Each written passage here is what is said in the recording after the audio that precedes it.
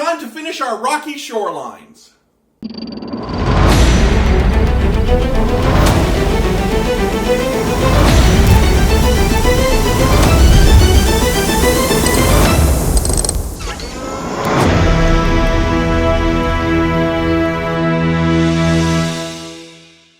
Welcome to episode 6 of our water terrain series here at the GameSmith.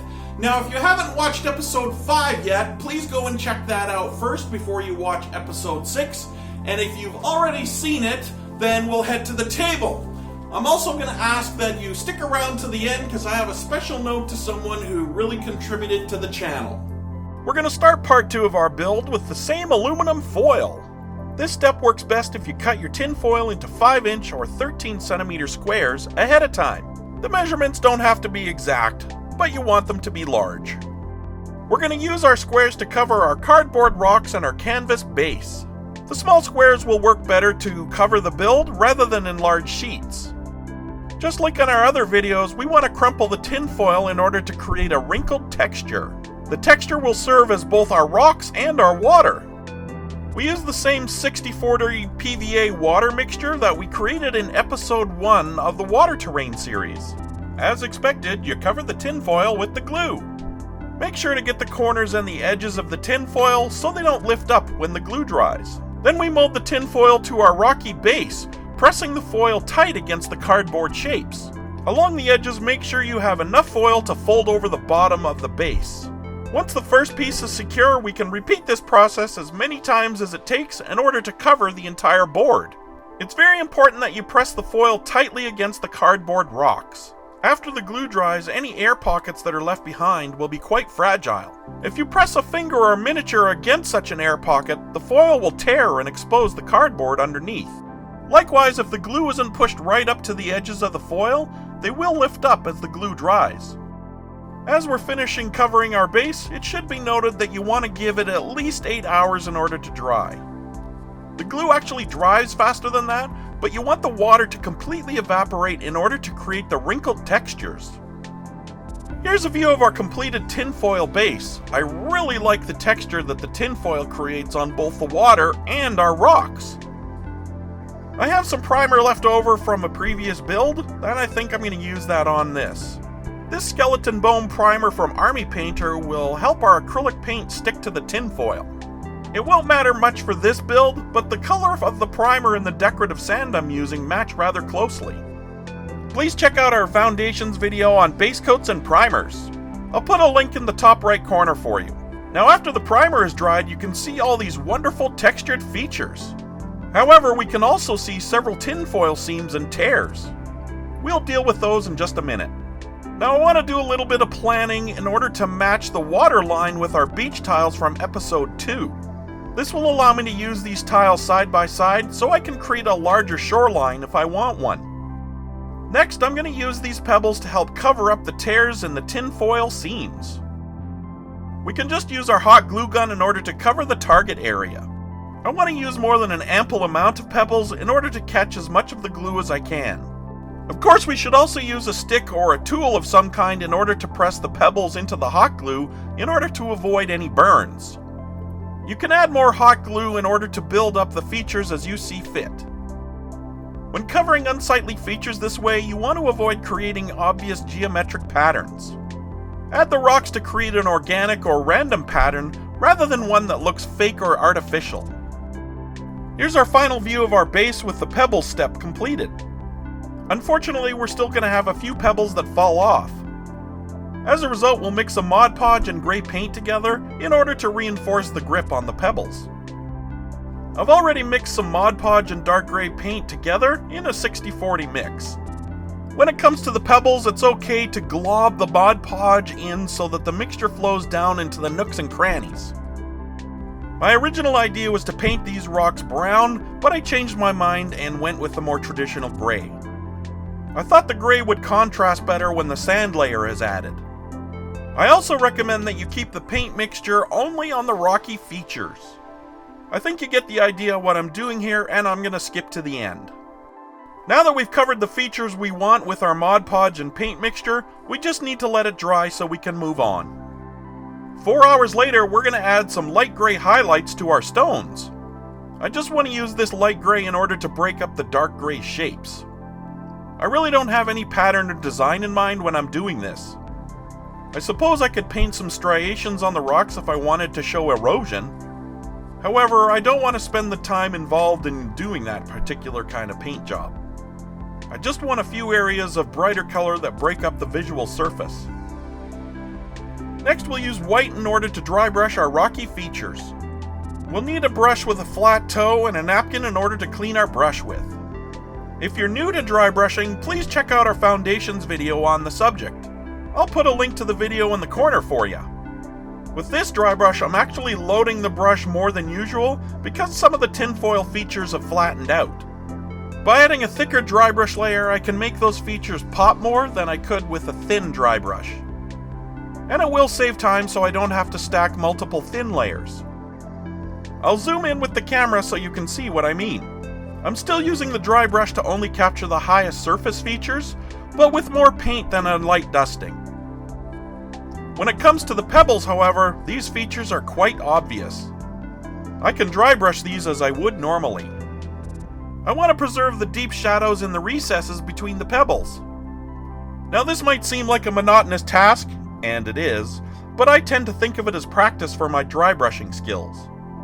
I suggest you experiment with the amount of paint that you're putting on your brush, the pressure that you're applying, and the speed that you're painting. Now I've skipped ahead to the point where I'm just adding a few final touches. This actually looks brighter than the build really is, but I think that's because of the camera lights. You can see how dry brushing really highlights the textures of the pebbles and the tinfoil. Now if you wanted to add some color to your rocky shorelines, I suggest these.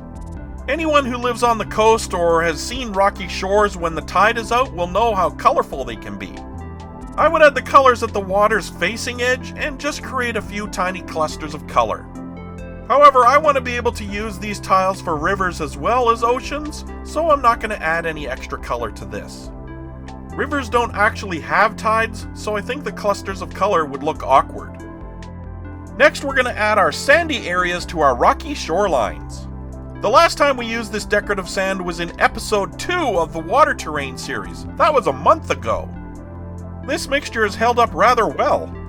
I added a few tablespoons of water 2 weeks ago, and we could easily make this usable again. However, we will need more sand for this build, and we'll just add the rest of our decorative sand to the container. Next, we'll add a healthy amount of PVA glue and some water to the mixture.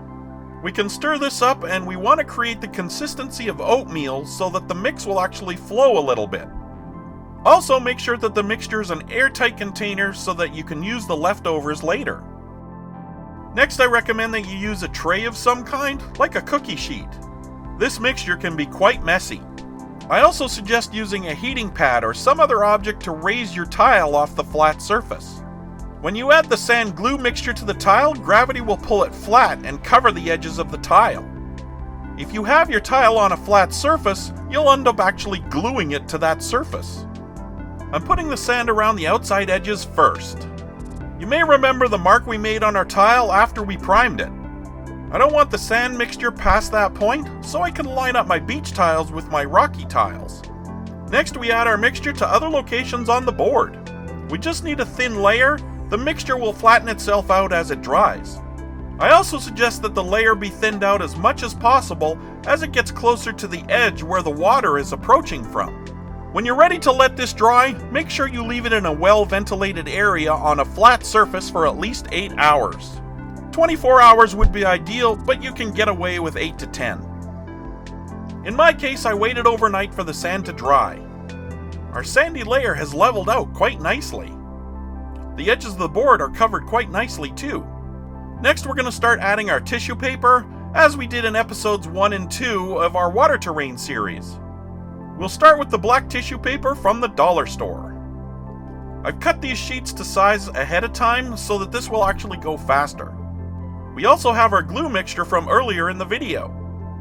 Make sure you have a good supply. You don't want to have to stop your build in order to remix more glue. Now we'll add the black tissue paper.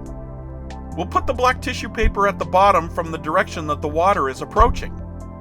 Just like in previous episodes, we want to cut the end into an uneven edge. We want to cover only a small part of the edge of our tile with the black tissue paper. Next, we apply our PVA water mixture to the area we want our tissue to cover. We press our black tissue paper into the texture below it. We don't want to cover any of our rocky features with this particular layer. Next, we fold over the tissue on the back, just like we did in episode 1 and 2. I want to use this nylon brush in order to press the tissue into the texture below. Uh-oh, I damaged the first layer. I can just quickly cut some tissue paper to size and glue it over the damaged area. Next, I want to add the dark blue tissue layer. I want to make sure that my beach layers match up somewhat. I don't need the tiles to match perfectly, but I want the tissue colors to roughly continue along the same line. Just like with the black tissue paper, I want to shape the edge of the dark blue tissue. Now, this is where things get tricky. We have the rock formations in the way of our tissue layer. I found the easiest way to navigate this layer is to mark where I want the tissue to end on the tile. Next, I lay the tissue over the tile and cut above where the rocky outcrops are. The idea here is that the tissue will surround the rocky shape, not cover it. I'll just turn this back around and add the glue mixture to the tile up to the marks that I made a few minutes ago. Then I'll add the dark blue tissue layer to the tile.